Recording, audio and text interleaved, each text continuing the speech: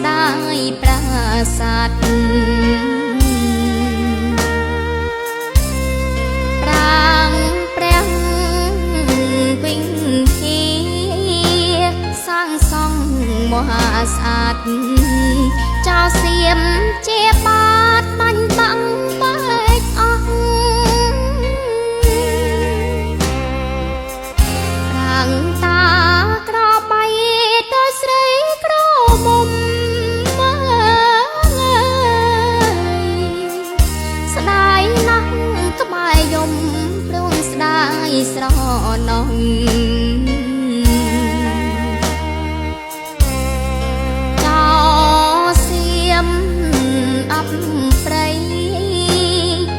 ផ្នង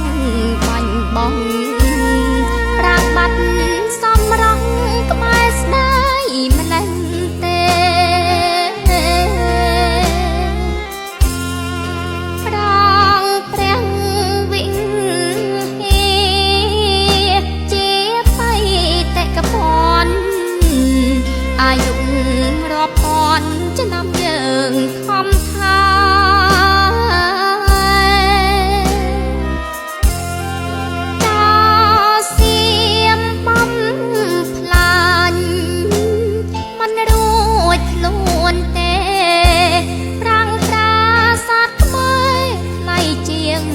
ស្រុកសៀ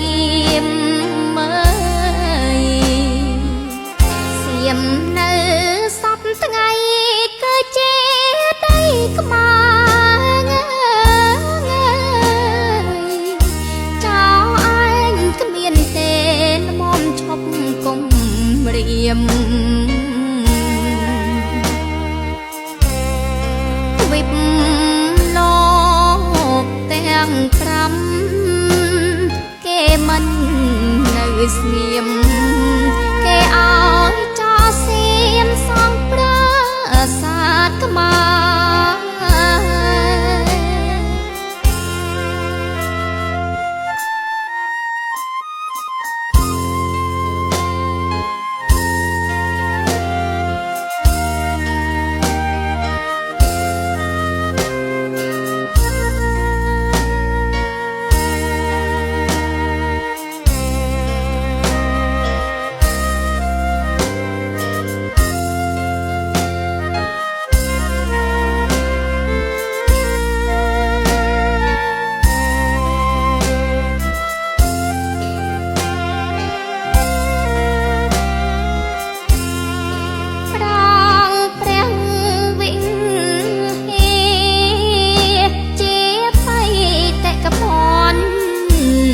អាយុរាប់ពាន់ឆ្នាំយើងខំថា